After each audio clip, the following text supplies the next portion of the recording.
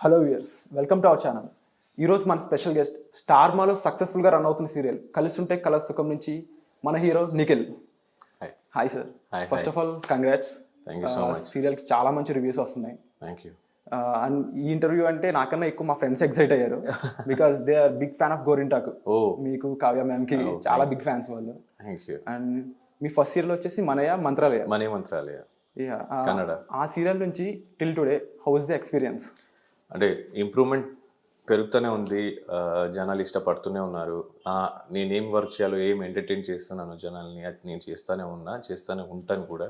So every working place is something different. ఇప్పుడు నేను కన్నడలో చేసి ఉన్న సినిమాస్ కూడా చేసా, మూవీ సీరియల్ కూడా చేసా. తెలుగు వచ్చేసరికి తెలుగులో వేరే కొంచెం ట్రీట్మెంట్ అయినా లేదా ద వర్కింగ్ ప్రాసెస్ స్టైల్ కొంచెం డిఫరెంట్గానే ఉంటుంది. So it's good. అంటే నేను కొత్త ప్రొడక్షన్తో కొత్త నేర్చుకుంటున్నా. అండ్ కొత్త క్యారెక్టర్స్తో కొత్త యాక్టింగ్ కూడా నేర్చుకుంటున్నా. It's good. సో చాలా బాగా అనిపిస్తుంది. ఈ జర్నీ మొత్తంలో మీ బిగ్గెస్ట్ సపోర్ట్ అంటే ఎవరు? ఆబ్వియస్లీ పేరెంట్స్ వస్తారు ఫస్ట్ ప్లేస్కి. అండ్ కో ఆర్టిస్ట్గా yes Kavya, she supported me everything. ఎందుకంటే గోరింటాకులో అంత ఫేమ్ కావ్య నా పక్కన లేకపోయి ఉంటే వచ్చేది కాదేమో, I don't know.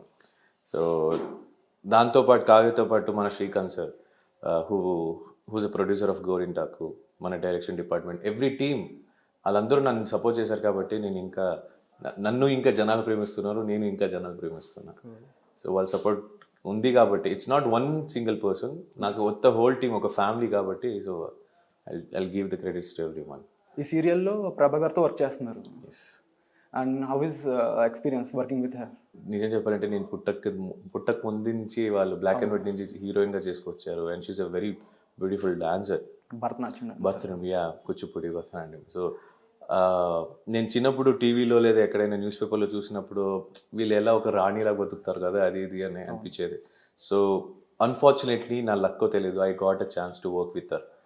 So it was like dream come true అంటారు కదా. Seeing that legendary actress in front of your eyes lively, వాళ్ళతో మాట్లాడుతున్నారు, మీరు వాళ్ళతో స్క్రీన్ షేర్ చేసుకుంటున్నారంటే లైక్ వావ్. అంటే ఎప్పుడు చాలా మందికి దొరకదు. I'm lucky that I got that chance. ఫ్యూచర్లో మూవీస్లో చూసే ఛాన్సెస్ ఉన్నాయా? ఫ్యూచర్లో మూవీస్లో చూసే ఛాన్సెస్ ఉన్నాయా? Yes, we never know. ఎందుకంటే ఆబ్వియస్లీ ఆర్టిస్ట్ అన్నప్పుడు movie is the final destination అంటారు. సో ఈవెన్ నేను ట్రై చేస్తున్నా, చెప్పలేము త్వరలో నేను అని చెప్పాను ఇప్పుడే. So yes, you may guys see.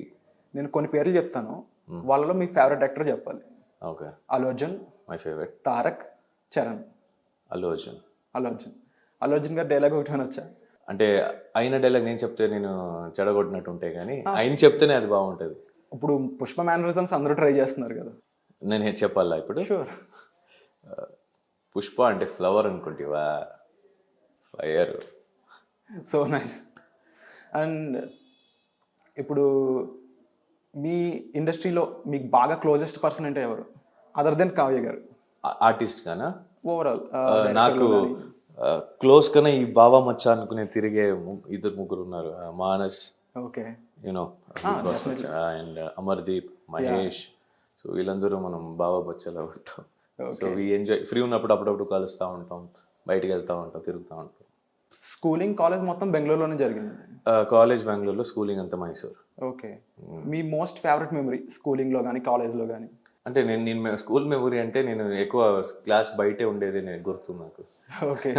So క్లాస్లో ఆబ్వియస్లీ ఆ చైల్డ్హుడ్ ఎవ్రీడే ఇస్ మెమరీ, ఎందుకంటే అది మళ్ళీ రాదు కాబట్టి.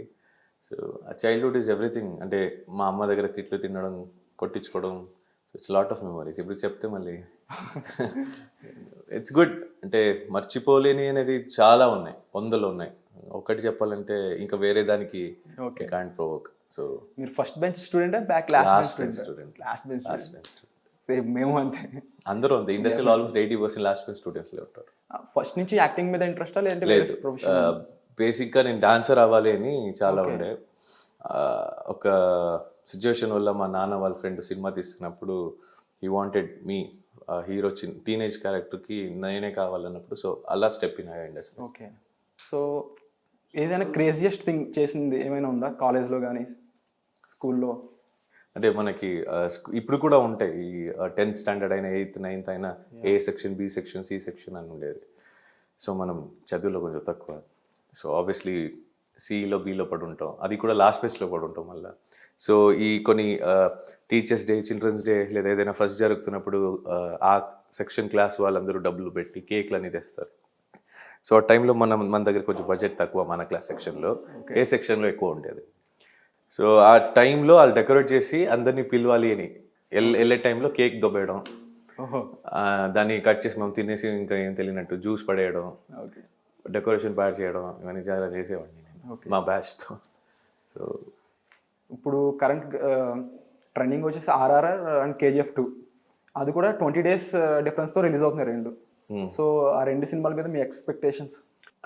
ఆ రెండు సినిమా కన్నా ఎవ్రీ సినిమా మనం తీసేది హ్యాస్ ఇట్స్ ఓన్ ఎక్స్పెక్టేషన్స్. ఒక డిఫరెంట్ ఫ్లేవర్స్తో చేస్తారు, ఒక ఫ్లేవర్ థీమ్తో చేస్తారు. సో పుష్ప అయినా, KGF అయినా, RRR అయినా, everything has different taste.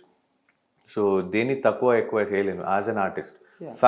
Fan పక్కన పెడితే నేను కూడా ఒక ఆర్టిస్ట్ కాబట్టి, so what I just want to say అంటే ఒక్కొక్క డైరెక్టర్కి ఒక్కొక్క టేస్ట్ ఉంటుంది. సో ఆయన టేస్ట్ బట్టి ఆర్టిస్ట్ ఫుల్ఫిల్ చేస్తారు కాబట్టి ఇలాంటి సినిమా మంచి మంచి సినిమాలు బయటకు వస్తున్నాయి. And we're lucky to see those.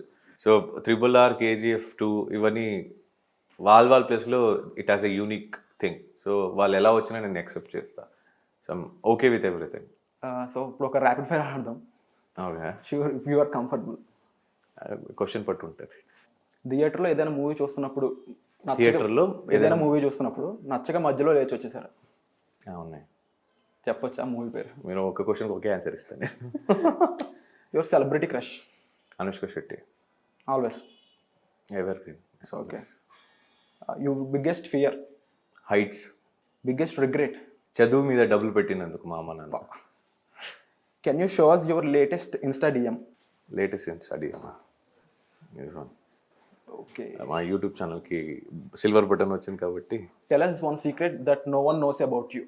మీరు చెప్తే సీక్రెట్ కాదుగా, ఇప్పుడు షేర్ చేసుకోండి. నేను చాలా మంచివాడిని. మీ ఫస్ట్ ప్రపోజల్ ఏ ఏజ్లో? స్కూల్లో ఉన్నప్పుడు. ఓకే. స్టార్టింగ్ కన్నడ నుంచి తెలుగులోకి వచ్చినప్పుడు మీరు ఫేస్ చేసిన ప్రాబ్లమ్స్ కానీ డిఫికల్టీస్? మీరు కన్నడలో ఉన్నా, తెలుగులో ఉన్నా, హిందీలో ఉన్నా, తమిళ్లో ఉన్నా అక్కడ మంచి వాళ్ళు ఉంటారు, చెడ్డ వాళ్ళు ఉంటారండి. అంటే బయట నుంచి వచ్చే వాళ్ళని రిసీవ్ చేసి మంచిగా చూసుకునే వాళ్ళు ఉంటారు, లేనిపోని వాళ్ళు ఉంటారు.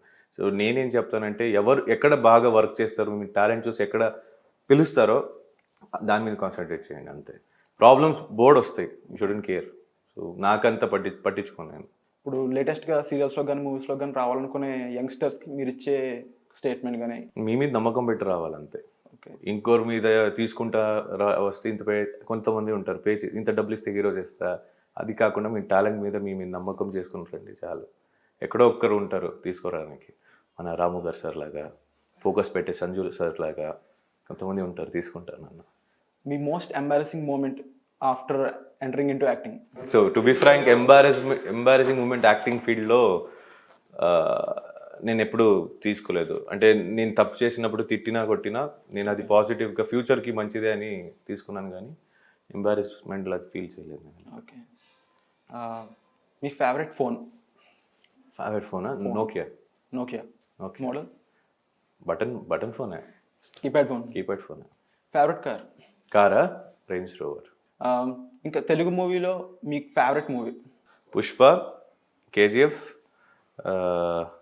నాన్నకు ప్రేమతో, మళ్ళీ ఇవి రీసెంట్గా మన Shyam Singh Roy. That is also చాలా నచ్చింది నాకు. And digital also good, it's good. చాలా. నిఖిల్ యాక్టర్ అవ్వకపోతే ఏ ప్రొఫెషన్లో ఉండేవారు? Dancer. Dancer. Thank you so much sir for the interview.